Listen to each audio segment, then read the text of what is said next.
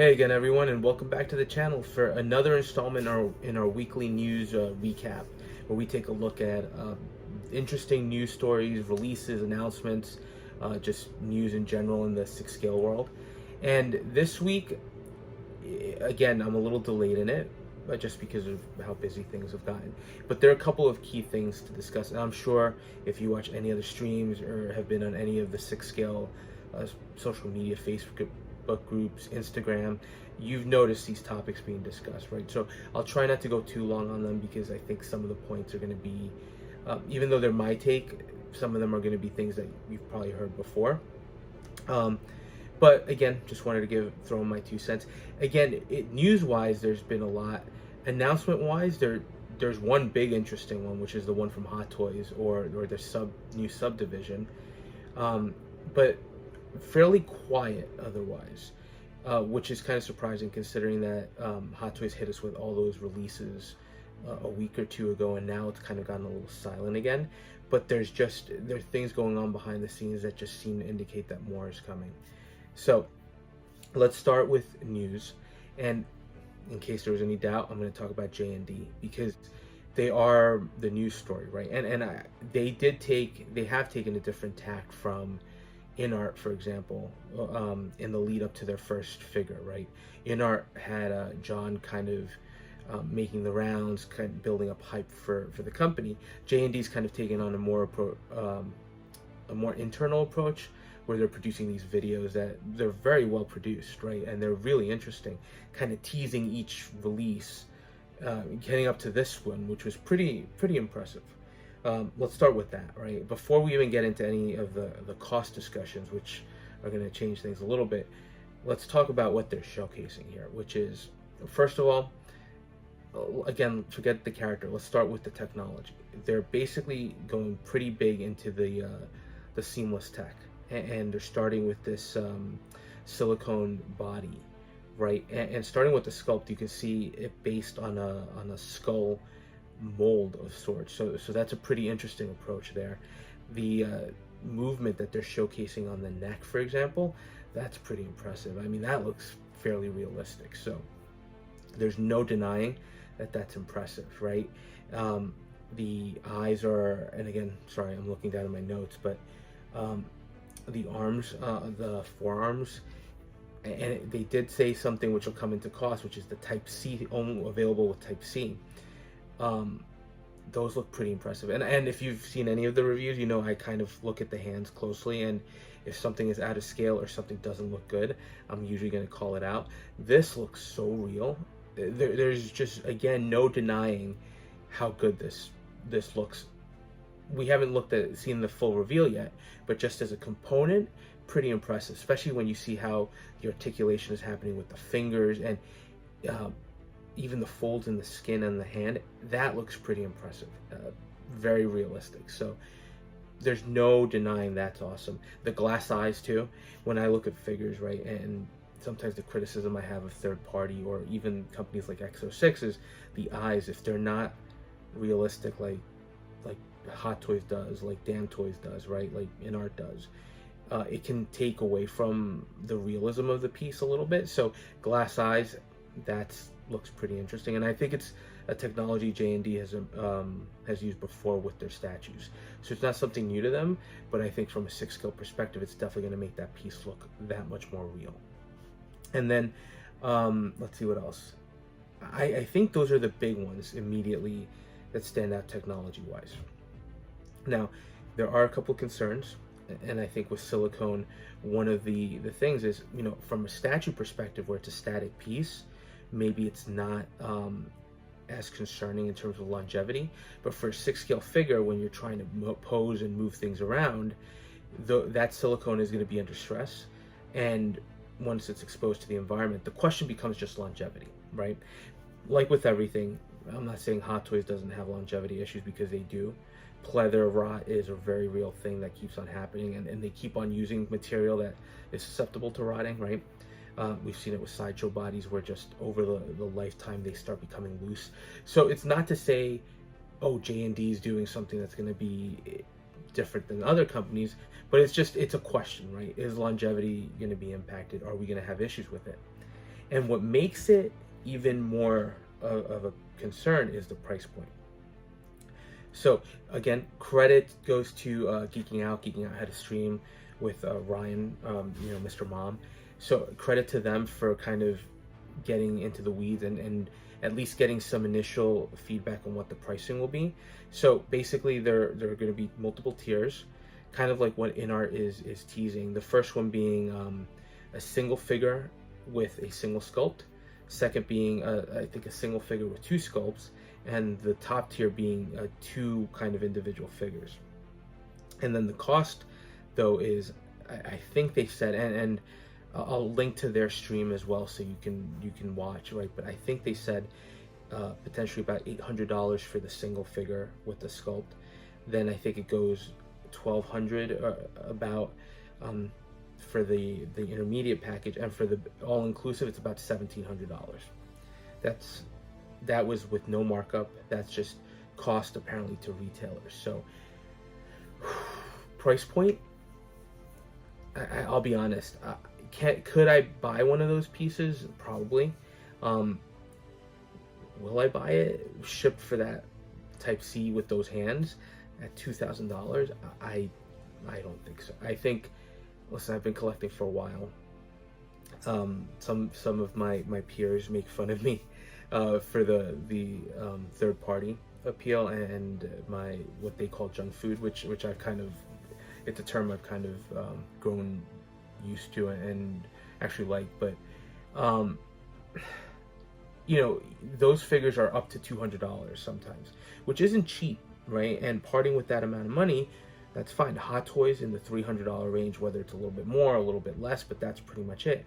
InArt, I ordered that Harry Potter, which is probably the most expensive figure by itself with just a diorama base, right? Because I've gotten other more expensive pieces like the Hulkbuster, right? Vehicles, even the Iron Man with the gantry, the Mark 6 with the gantry, the giant one, that's an expensive piece too, right? But I feel like you're getting a huge real estate, you're getting a die-cast figure, so there were kind of reasons for that. So the most expensive figure I've gotten to date by itself that really doesn't have any bells and whistles to it, other than this this diorama piece, is that Harry Potter InArt, which is hopefully coming next year. So when you look at this, I think just from a price point, I don't know that I could justify it, right? Even going to that lower tier $800 version. I think ultimately it's all conjecture, and I will want to wait and see for the full reveal to see what's included in the package. Is it just one figure and a sculpt and then a simple base? What are the accessories that are coming with this? Are we getting a diorama piece like what InArt did? What is it that J&D is giving us that is justifying the price point, right? Besides the technology. If it's just the technology, the rooting of the hair, it's gorgeous, right? There's no denying that it looks impressive, and it could potentially be the best 6-scale type of figure that gets released, but is it worth that amount of money? And I think that's going to be dependent on each collector, right? For me, again, just imagine all that money. First of all, it's sticker shock by itself is huge. And then you think about how many other figures you could pick up, and the question I think becomes, is that figure, is that character something that you as a collector really can't live without in your collection, right? So I think that is going to vary by person, right? Some people are probably going to say, absolutely, I have to have this piece, this is my favorite character. Or people like myself are going to say, I'm priced out, I'm going to pick up a bunch of other pieces that are going to make me equally as happy. I just don't need that, right? So I think that the pricing is very interesting because it just seems like J&D didn't just eclipse InArt, right? They went well over, and it's almost like they're trying to establish themselves in a totally different tier and potentially appeal to a different collector, or just a limited, appeal to, I don't know if they were trying to appeal to a certain collector. I'm curious who's going to pick these up. Word is they're going to be limited, right? They're not going to be mass produced. So there's a lot of things at play there. It's just an interesting mindset to jump into the game. Will I pick up this figure? No. First of all, I think the biggest issue is it's another Joker. I'm still very happy with my original Jokers that I have, right? And I'm not talking about the original MMS, which definitely has not aged well at this point. But I'm talking more the first DX versions, the 2-pack with the police officer Joker, that first bank robber Joker. Yes, or have there been improvements, and have the 2.0s been better? Absolutely. Would the in-art one be an improvement? Absolutely. With the Artisan line, I think so as well. But for me, I'm happy with what I have, and I feel like I've closed the book on the Dark Knight. So another Joker, just personally not exciting for me. If you're a huge Heath Ledger fan, which I did consider myself, right? I love that movie, those movies, but I'm happy closing the book on the Dark Knight line for myself. J&D's coming in. It seems like a rite of passage with all these officially licensed companies to do the Joker. And now we're going to have 3 versions to compare it. You're going to have the Artisan, you're going to have the in-art, and you're going to have the J&D. So it'll be interesting to see what they look like side by side. But I think price point is also going to be a concern there, because you've got Hot Toys and in-art kind of closer in range with their Artisan line and the in-art line, and then this is jumping well ahead. Will I ever pick up a J&D figure? I think that's going to depend on what they do down the road, right? I think the video that they posted where they were showing the Al Pacino figure from Heat, which was a Kojun custom, that's a figure I might have been tempted to, not for $800, right? I love Heat, but I don't know that I would have invested $800 in that particular figure. If they do another character, though, and I don't know which character that would be, I'd have to see what they release. But if they put up a character all of a sudden that I feel like I can't pass on, I don't know, maybe an Arnold character. I'm not even Terminator, maybe a Conan the Barbarian, right? Or something that's so unique that other companies haven't done, that is iconic to me personally. That might be more tempting. So J&D right now is not even in the game for me from a cost perspective. This is their first figure, so we'll see what else they do and what other licensed pieces they do. But it would have to be, for me to invest that much money, it would have to be a piece that and a character that I feel some kind of a real connection to that warrants that expense. But right now, the Joker definitely isn't it. But I'm really curious about the technology and kind of to see the full reveal, to see what this thing looks like, right? Again, I won't be tempted, just again purely based on the character. But J&D making some news here with what they're revealing. Although I think you've got the excitement over the technology they're showcasing, even though there are some concerns, and then the reality of what that price is, and whether or not you can stomach it and are willing to pay that. So curious. Hopefully the J&D, the full reveal is soon, because I'd love to see those prototype pictures in full to see what we're getting. Now, next highlights, Tokyo is having kind of a comic con or an expo of sorts. So we've seen a couple of pictures. First from 3.0. The three pieces that I want to touch on. The first one, as someone who's collecting their Stranger Things line, Vecna is making an appearance in prototype form. You can tell it's also older, right? They don't, or not older, but not complete, because the stand is also not marked with the Stranger Things logo. It looks really good, and that was one that I was curious as to what we were going to get and whether or not I would pass on it. I have all the other figures, and I have the last 2 kids on order, and hopefully this means that 3.0 is going to continue on with the line. But Vecna looks pretty good right now. I mean, I have to give 3.0 a lot of credit for what they were able to recreate here, from matching what we saw on screen. It's not a negative, right? But the only thing that I was looking at is I was wondering if there might be an option for deluxe with some kind of a diorama piece from when he's in the upside down and kind of hanging between those tendrils that are supporting him. I'm sure that cost-wise and from a space-wise, that might be a little cost-prohibitive. So that's more of something I would have liked, but I think what we're getting here is pretty awesome. And it's a figure that at first I was thinking about passing on, just because he is a little bit on the gruesome side, and I'm pretty sure my kids are going to not be fans of it. But it looks so good. I think as soon as they release it, I'll do the pre-order. It just another pivotal character for that line. The next thing that was interesting, It looks like they got the license for The Witcher from Netflix. It's a little interesting, might be a little late, especially considering that Henry Cavill is now exited that franchise. But we're getting our first look at their prototype of that Henry Cavill Witcher figure. It looks okay, right? I think it looks very much in line with what we've been seeing from 3.0.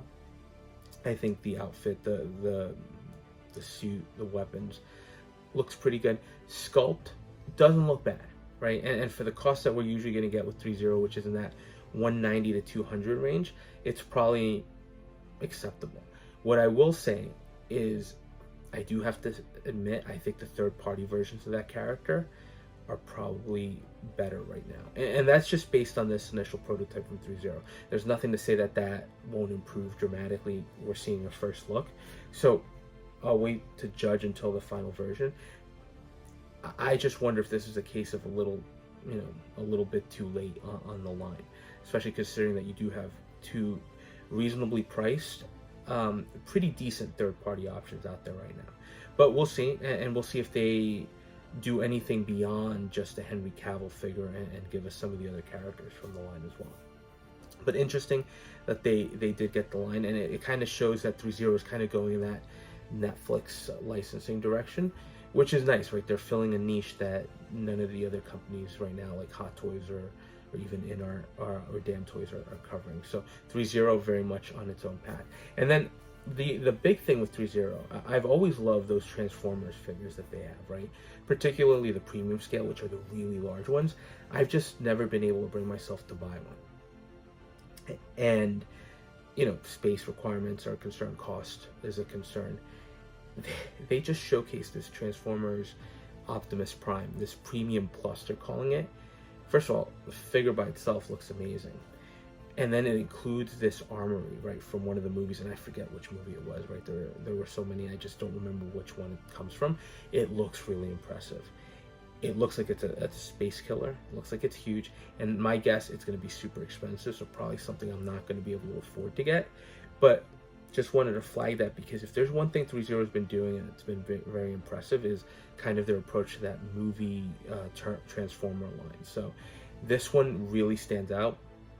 Again, very curious to see what the cost is, if it's a one all-inclusive set or you have to kind of get different pieces. Would it be tempting? If the price is right, it would be tempting, but I'm guessing I'm going to be priced out of this one as well. So just a beautiful looking piece, and it's something I wanted to talk about because I think it's impressive and it showcases what 3.0 is really capable of. Now, next one's Hot Toys obviously made an appearance, and they're showcasing the Wolverine from their new sub brand. We'll talk about that a little bit more because I have some thoughts on that. Right, it looks okay. It looks good, right? I think if you're a fan of the cartoons, it looks good. So we'll talk about that one a little bit more. But then there are a couple of other pieces that they're showcasing again. And with Hot Toys, the question becomes, we've seen them do this, right? For example, we've seen the Bat vehicles show up every now and then, right? The Justice League mobile from BBS and from Justice League kind of shows up now and then. We've seen the first 22 Batman Hot Toys Batmobile showed up as well in one of these conventions. The 66 made another appearance. We've seen the Vulture make appearances. You still have a bunch of pieces from the animated What If series from Marvel too, right? So Hot Toys can do that, where they create kind of these show pieces, these figures that just never see the light of day. So while some of these are kind of reappearing, I think the question becomes, are we ever really going to see them? And the first one I liked, and we saw them at Sideshow's show, and I think HGCHK, it's the Loki and the Throne. If you look at it next to the gantry with the Mark 6, it's a pretty massive piece again. I'm sure the throne is just plastic, so it can't be that expensive, but it's a space, it takes up a lot of space. That Loki looks awesome. With everything that's coming up, and we still haven't seen any of the releases from Loki Season 2, which I'm sure are coming. Is this something that we're going to get? I wouldn't put it past Hot Toys at this point, especially with the popularity of the character, and I would love to have that Loki and Throne. So this is one that is making another appearance that I do hope eventually makes its way into production. Now, they're still showcasing from DC, right, the evil Flash from that final kind of confrontation scene from that movie. I don't know that I would get that, but looking at the whole line that they have, it's a really appealing line. And I have the Batman, the Keaton on order. I have the Supergirl on order. I'm waiting to try to get the Batfleck with the bike. We'll use some reward points on that, because I don't know that it's worth the cost to me. But if I can get it for a deal, I'll definitely pick it up. And looking at it in the background there, it really stands out. So it's another line that's looking pretty impressive. For Marvel, they've got the final battle Green Goblin showing up with the entire No Way Home line. Again, that is a showstopper for Hot Toys.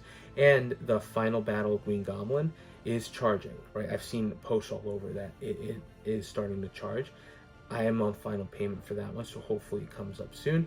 But it's starting to ship. And this is kind of the one thing where it seems like we're getting some indication that there are more things coming our way before the end of the year.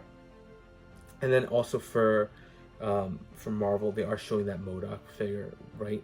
No Cassie Lang, even though they teased her in the proto pics, but I'm guessing with the performance of Ant-Man and the Wasp: Quantumania, there's probably no push to release that figure, which is a shame because I would have gotten it, but I probably would have been one of the only people to do that. But now, Modok again, I think this falls specifically in that category of pieces they're doing for shows with no real intention of releasing this. I could be wrong.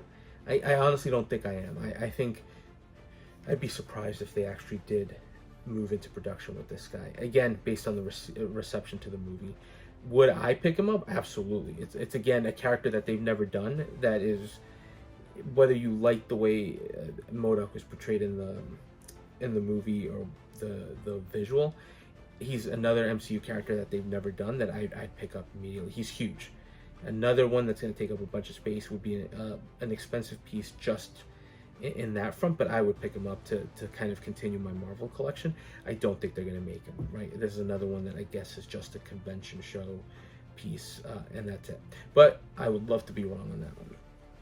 Now, sticking with Marvel, they're also showing Mantis in the team suit from Guardians of the Galaxy 3. They're not showing Drax, which is a bit of a shame. I do worry that Hot Toys isn't going to complete that line.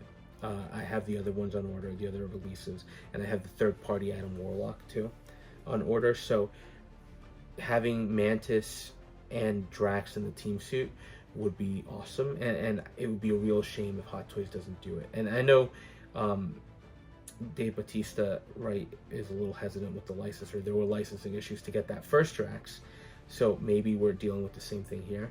But it would just be a shame that with this final iteration of that Guardians team, that we wouldn't get the complete line. So hopefully this shows some sign of life and that we will be getting that Mantis at some point, and then hopefully we do get that Drax. It's just a little disappointing that Hot Toys hasn't completed that at this point, especially with kind of the lull we're seeing in Marvel production, and that we're going to start seeing especially next year. Now, the other two figures that look, or the other pieces that look great here, the Artisan Scarlet Witch still looks amazing, right? That one I'm looking forward to. That'll be my first Artisan pickup, and I just think sculpt everything there, she stands out again, and I love that diorama base.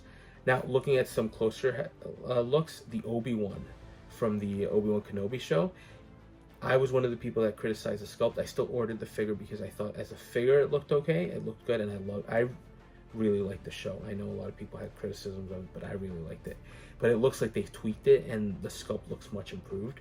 So I'm definitely looking forward to getting that in hand. And I'm glad to see that even though there are some sculpts that maybe we question a little bit and maybe don't turn out as good as what we thought, that Hot Toys does continue to kind of improve and try to better themselves and their products. Case in point, right, they're also showing the pictures of not just Obi-Wan, but the Supergirl, and it's clear that they've done some work to improve that sculpt as well. So really happy to see those two figures take up a leap forward, and especially since I do have both on order. And then the other thing we have to talk very quickly, the Artisan DX Joker. Again, I passed on it, but it looks really nice. And the reason I mention that is there were all those pictures circulating from another show, I think in Korea, where just the Artisan Anakin and the Artisan Joker looked terrible, right? And I think there was a lot of uproar. Oh my God, they're terrible figures. this is what we're paying all this money. And look, if that's what we were seeing consistently throughout, I might agree. But I think what this shows you is, right, if handled properly, right, and with care, you can get a figure that looks great. And I'm sure this is more like what we're going to get out of the box, right? The other ones, who knows what they did to the hair. I don't know if they shipped it in a poor condition, if somebody manhandled it and just messed it up.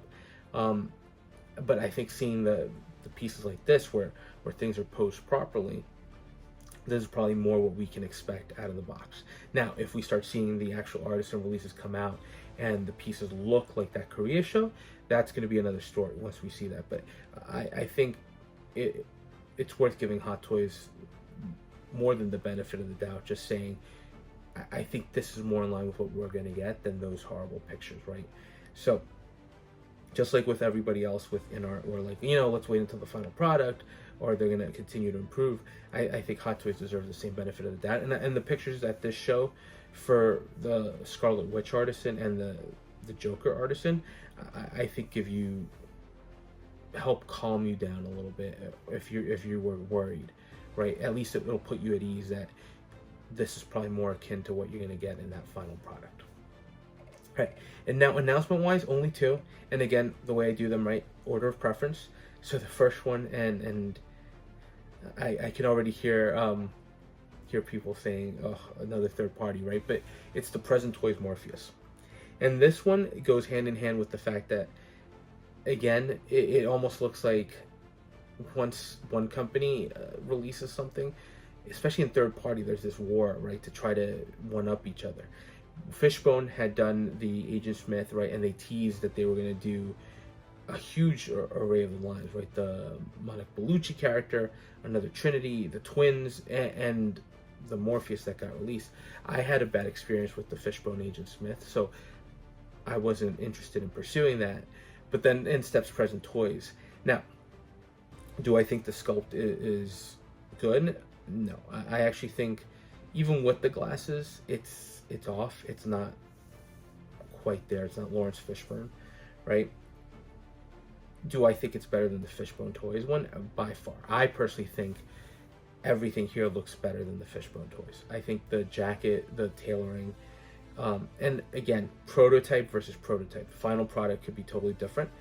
And I've seen it, right, with the ones I got, the Present Toys figures I got, that there is some degradation or some softening of features, some changes that aren't completely positive. But I was overall pretty happy with those releases. So I think Present Toys has earned a little bit of a benefit of the doubt from me. And I think looking at the piece by itself, if using the good, the bad, and the ugly line, I think this was going to be better. Especially having had that, still having the Fishbone Toys Agent Smith in hand. I don't want another figure like that. I'd rather have another figure like the Present Toys one. So I think for me, the Morpheus from Fishbones is out. This one is definitely something to consider, especially to go along with the other figures in the collection, right? The Neo that I have from the original Hot Toys release and the new Neo. I think Morpheus is one of those critical characters, and Present Toys is teasing a trinity of their own. And I will tell you this too: figures with sunglasses, third-party figures, the sunglasses hide a lot of defects, right? So if I'm displaying Morpheus with the sunglasses, I think it's going to do a decent job of at least masking some of the imperfections with the sculpt. Is it perfect? Absolutely not, right? Looking at the sculpt, I think it warrants some improvement. But is it tempting? It is, right? To pad in that Matrix line I have, right? Especially with some of the other figures I'm getting. And hopefully Present Toys actually does an Agent Smith of their own, because I'd love to get something to replace that Fishbone Toys version. Just, that's how unhappy I was with it. I'm not going to throw it out, right? I'm not going to sell it. I'll keep it for the moment, and then probably it'll end up going in a box and I'll use it for some kind of custom work if Present Toys does one. But it's nice to see somebody else jump into the line and give us other figures from that. So again, another tempting figure. I do think it's going to be interesting to see where Present Toys goes with this, right? And the other thing is, they were supposed to announce the other 2 Ghostbusters So I would have been curious to see those, but for some reason there's been a delay on those, so we'll see. And the last piece, and again, not as exciting to me, just because I do think the Matrix, I'm a little more drawn to that, but Hot Toys is offshoot, right? HONO Studios. So this was an interesting announcement because, Hot Toys showcased kind of a video on their Facebook group and their Instagram, kind of teasing this. And if you look at the RSVP page on Sideshow, one of the big things that got flagged was they're calling it entry-level pricing, right? And now that the figure has actually launched at $160 in the US, they weren't kidding when they were talking entry level, right? They're talking third-party level cost here. What's interesting to me is, Hot Toys is doing their Artisan line, which is very much right now their high-end line. That seems to be designed at least to be on par with the InArt. And then the question with the HONO Studios line, it's almost like they want to appeal to a collector that might not have the finances to necessarily afford those higher end figures. And this Wolverine actually looks really good. Let's not deny it, right? They have silicone seamless arms, though again, just like with the J&D, longevity on that is a concern, right? The suit looks great. The sculpt looks good too, right? With the swappable face or mouth plates. It's a very simple figure, right? And even the base, right? The accessories doesn't come with much, and at that price point, it's not surprising. So I think it's just curious that Hot Toys is venturing into that very entry level market. I think they're almost realizing that there is a market there that they can fill, and for us collectors, right, licensed is always much more appealing. So when you look at Present Toys and So-So Toys doing their own versions of the X-Men, whether it's from the comics or the animated series, whichever one you want to consider, right, and then seeing Hot Toys come in, I think a lot of us would gravitate naturally towards the licensed product. So I do believe that Hot Toys saw an opening here to try to compete with some of these other companies by providing a real, and we'll see, right, when it gets released, but because it is coming from that Hot Toys pedigree, I'd almost be willing to say a decent quality figure with minimal accessories, without having to worry about likeness issues, right? Because they even say that, right, that this is kind of a studio for artists to do their own interpretation of things. So it's just a curious approach to them, and I think it's an interesting one that continues to develop that Hot Toys branding and expand a little bit without going too crazy, right? Now, what I will say, looking at this figure, I think it looks nice. I think it turned out great, and hopefully you guys don't flame me for this. I think I'm a little more drawn to the So-So and the Present Toys version, right, of that Cyclops. There's nothing wrong with this piece. It looks great. I like the muscles on the body. It looks huge. It looks like Wolverine should look, right? He's got that classic mask, right? The claws. I like that they're huge, right? I like that they're long. It's very much a great interpretation of the comic version of the character, or even the cartoon version. What I like about So-So, even though I had issues with the road quality, is I like that it was a more realistic approach for them on those characters. I like that the suit wasn't just a straight up fabric piece, right? There was some complexity and some detailing that they kind of used to elevate it. And looking at the Present Toy Cyclops, which has we're just seeing the promo shots, I also like that it's not just, a fabric piece on top, right? There's a lot of detailing that they put into that suit that really makes it stand apart a little bit. So while those are third party and there's no guarantee that they're going to turn out as good as the prototype pictures, right, I do think I'm a little more drawn to that level of detailing.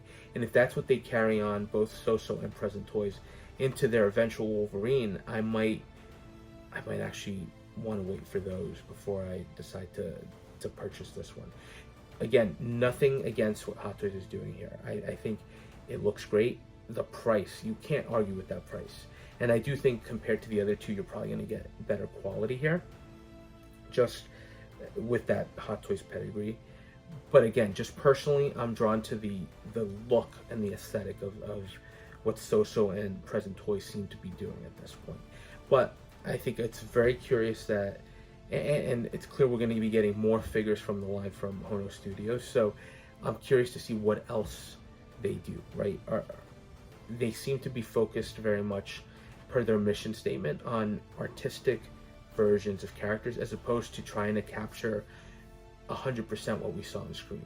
So it's clearly a delineation between the Hot Toys MMS lines, TMS lines, VMS, and Artisan DX lines, and then this kind of lower tier entry level line to capture people that might be trying to spend a little bit less with some interesting looking characters. So I'm curious to see where they go with the X1 line, and not only that, but what else they add to the line. For me right now, I'm not super interested in jumping into this immediately. I'll keep an eye out, but I want to see what So-So and Present Toys are doing. And I know we look at those and say, right, the quality's not there, and I don't disagree with you. They're third party for a reason. But again, just from a purely aesthetic point of view, I think I'm drawn a little bit more to those. So again, interesting, great price point from Hot Toys or HONO Studios, their offshoot. So if you're interested, I don't know that there's any complaint there, right? I'm sure there are little ones here and there, but for that price point, you really can't argue. So that was it. There's no real release. Again, I think the only negative, the Bat Cycle got delayed. I didn't order that one, but I know a lot of people had already paid it off, and that looks like it got delayed again. So that's an issue. I'm curious if the Bat Signal got delayed too, because I saw that was getting billed. The Green Goblin, again, Final Battle from No Way Home, starting to invoice. So there are releases coming. It's just a question of when and are we going to get, we're approaching the last 3 weeks of the year. Are we going to get anything more next week and after that? Now, as far as the channel, again, I teased the face-off figures from 108 Studios. I'll give you another teaser. They're actually not bad, right? I didn't know what to expect, and I just really quickly opened the box to take a look. The sculpt isn't Hot Toys level quality, right? We're not talking about top tier, but it's not bad at all, especially with the sunglasses. So I'm looking forward to doing the reviews on those. And then I got the Gilgamesh figure shipping, and the Grand Inquisitor shipped. So I should have those in hand as well. And then I'm going to do my end of the year videos.